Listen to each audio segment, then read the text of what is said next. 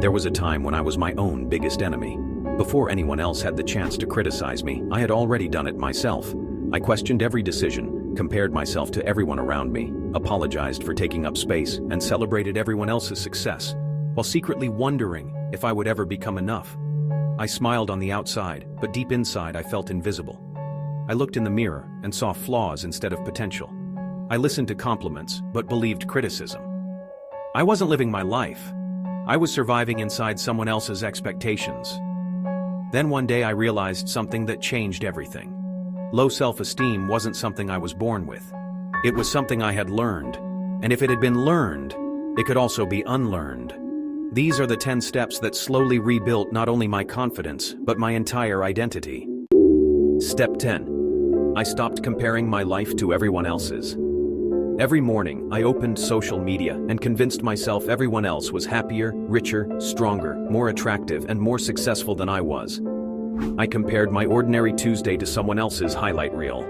Eventually, I realized I was measuring my behind the scenes against everyone else's edited moments. So I stopped scrolling as much and started building my own life instead. Every hour I spent improving myself became one less hour envying someone else. Step 9. I changed the way I spoke to myself. I discovered that the person talking to me the most every day was me. Unfortunately, I wasn't very kind. Every mistake became proof that I wasn't good enough. Every setback became evidence that I should quit. One morning I caught myself saying, "You'll never be enough." And I asked myself something powerful. Would I ever say that to someone I love? The answer was no. From that day forward, I became intentional about replacing criticism with encouragement. I stopped becoming my biggest bully and started becoming my biggest supporters. Step 8. I started keeping promises to myself. My confidence wasn't low because I lacked ability. It was low because I no longer trusted myself. I constantly promised I would wake up early, exercise, write, or finish projects, then broke those promises. Every broken promise quietly chipped away at my self-respect. So I started small. I promised myself 10 push-ups. I did them. I promised myself 10 pages of reading. I finished them. Every kept promise became another brick, rebuilding the trust I had lost in myself. Step 7. I stopped seeking approval from everyone. For years, I lived like an actor performing for an audience that constantly changed. I wanted everyone to like me. I wanted everyone's approval. Then I realized something freeing. No matter how kind, talented, or successful you become, someone will still misunderstand you. I finally accepted that not everyone needs to approve of my journey. The moment I stopped chasing acceptance, I began finding peace. Step 6. I focused on progress instead of perfection. Perfection had become my prison. If I couldn't do something perfectly, I often didn't do it at all. One day I looked at every successful person I admired and realized they all had one thing in common. They started imperfectly. They improved through repetition. That gave me permission to become a beginner again. Instead of asking, "Is this perfect?" I began asking, "Am I improving?" That single question transformed everything. Step 5. I invested in myself every day. I realized confidence grows where investment happens. So I began reading books that challenged my thinking. I exercised consistently. I learned new skills. I listened to people who inspired growth instead of gossip. Slowly, my confidence stopped depending on compliments because it was being built through daily development. Every new skill reminded me that I was capable of becoming more than I had believed. Step 4. I forgave myself for my past. This was one of the hardest steps.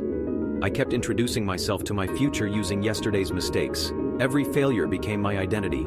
Every regret became another reason to stay small. One evening, I finally admitted something painful. I had already served a life sentence for mistakes that God, time, and even other people had moved on from. I chose to forgive myself. Not because I deserved to forget the lessons, but because I deserved the opportunity to grow beyond them. Step 3. I stopped letting fear make my decisions. Low self-esteem convinced me to play small. It whispered that I shouldn't apply for opportunities, speak up, start businesses, or chase dreams because I would probably fail. Then I asked myself, what would I do if I believed in myself? That question changed my life. I started saying yes to opportunities that scared me. Every courageous decision became evidence that I was stronger than the fear trying to hold me back.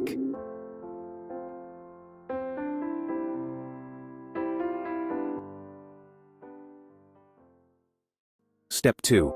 I surrounded myself with people who saw my potential. I realized environment shapes identity. Some people constantly reminded me of my flaws, others reminded me of my future.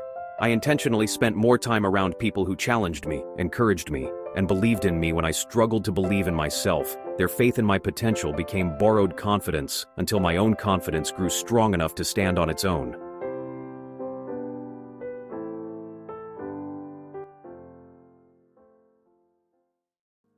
Step 1. I finally understood that my worth was never meant to be earned. This became the foundation beneath everything else. For years, I believed my value depended on achievements, relationships, appearance, money, or other people's opinions. I constantly chased validation because I thought it would finally make me feel enough. Then I realized something life-changing. My worth existed long before my accomplishments. If your faith is central to your life, this truth becomes even deeper. I came to believe that my value was not determined by applause, popularity, success, or failure, but by the fact that I was created with purpose and dignity. Once I truly believed that, I stopped asking the world to tell me who I was. I already knew.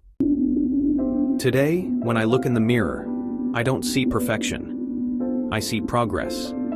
I don't see someone who has it all figured out. I see someone who refused to quit on themselves. I still have weaknesses, insecurities, and moments of doubt, but they no longer control the direction of my life. My confidence is no longer built on what I accomplish, but on who I am becoming every single day. Looking back, I'm almost grateful for my battle with low self-esteem because it forced me to discover a confidence that couldn't be stolen by criticism or strengthened only by compliments. It taught me that self-worth grows quietly through promises kept, courage practiced, lessons learned, and grace extended to yourself.